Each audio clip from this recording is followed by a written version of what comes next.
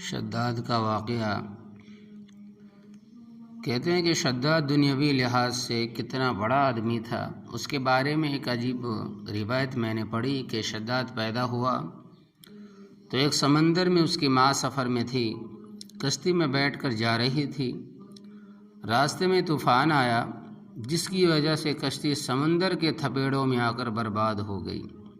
صرف ایک تختہ رہ گیا، سارے لوگ بھی اس میں ڈوب گئے، غرق ہو گئے، برباد ہو گئے، مگر ایک تختے کے اوپر ایک عورت اور اس کی گود میں ایک بچہ بچ گیا تھا۔ اللہ تبارک و تعالیٰ نے اسی وقت حضرت عزرائیل علیہ السلام کو حکم بھیجا کہ جاؤ سمندر میں اور اس تختے پر جو عورت اور بچہ ہے ان میں سے اس کی ماں کی روح کو قبض کر لو۔ اللہ تبارک و تعالیٰ کی حکمت، اللہ کی قدرت و جلالت کو کوئی نہیں سمجھ سکتا۔ سمندر میں ایک تختے پر ماں اور ایک بچہ، اس کے سوا کوئی نہیں، اور وہی قبض روح کرنے کا حکم آ رہا ہے کہ ماں کی روح کو قبض کر لو۔ ماں کی جب روح قبض ہو گئی تو وہ بھی گر جائے گی اور بچہ ایک تختے پر رہ جائے گا اور وہاں کوئی دوسرا نہیں۔ خیر انہوں نے حضرت عزرائیل علیہ السلام نے روح قبض کر لی اور ماں ڈوب گئی، غرق ہو گئی اور بچہ رہ گیا تختے کے اوپر۔ اور وہ تختہ تیرتے تیرتے ایک کنارے پر جا لگا۔ وہاں مچھیرے موجود تھے، انہوں نے دیکھا کہ ایک بچہ آ رہا ہے، دیکھا تو بڑا حسین و جمیل تھا۔ ان میں سے کسی نے اسے اٹھایا اور کہا کہ میرے پاس تو بچہ ہے ہی نہیں، میں ہی اس کو پال لیتا ہوں۔ تو ایک غریب مچھیرے نے اس کو اٹھایا اور اس کو پالا۔ جب بڑا ہوا تو ایک جگہ کھیل رہا تھا، راستے میں کھیلتا ہوا دیکھتا ہے کہ ایک بادشاہ کا لشکر وہاں سے جا رہا ہے۔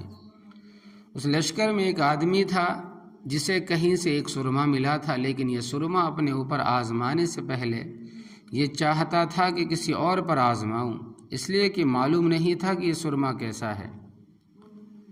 تو اس لشکری نے آ کر سرمے کی ایک سلائی لی اور اس بچے سے کہا کہ دیکھ یہ سرما ہے، بہت اچھا ہے، تجھے لگاتا ہوں، یہ کہہ کر اس نے لگا دیا۔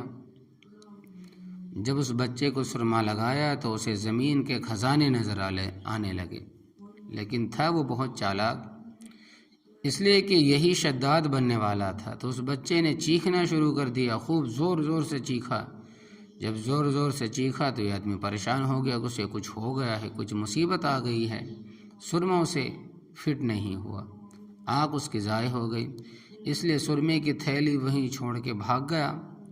وہ بھاگا تو اس نے سرمے کی تھیلی اٹھائی اور اپنے باپ کو جا کر کہا کہ میرے ساتھ ایسا ایسا واقعہ پیش آیا، میں نے چالاکی کی تو وہ سرما چھوڑ کے بھاگ گیا، اور اس سرمے میں ایسی تاثیر ہے کہ مجھے زمین کے اندر کے پورے خزانے نظر آ رہے ہیں، وہاں سونا ہے، یہاں چاندی ہے، وہاں ہیرے ہے، ادھر جواہرات ہے، سب مجھے نظر آ رہا ہے۔ اس نے کہا چلو جب یہ بات ہے تو خدائی کریں گے۔ تو اس باپ بیٹے نے مل کر خدائی شروع کر دی۔ جہاں جہاں یہ بچہ دکھاتا تھا کہ یہاں مجھے یہ نظر آ رہا ہے، وہاں وہاں خدائی کی اور سونا چاندی، کہیں ہیرے کہیں جواہرات مل گئے۔ اب یہ کھودتے کھودتے کروڑ پتی، ارب پتی، بڑے مالدار ہو گئے۔ ادھر یہ بچہ بھی بڑا ہوا، اس کے بعد اس بچے نے جو بڑا ہو چکا تھا وہاں کے بادشاہ پر بھی حملہ کر دیا اور بادشاہ پر قابض ہو کر اس کی بادشاہت چھین لی، حتیٰ کہ یہ خود بادشاہ بن گیا۔ تو یہ ہے وہ شداد جس کے بارے میں، جس کی وجہ سے یہ امیر ہوا۔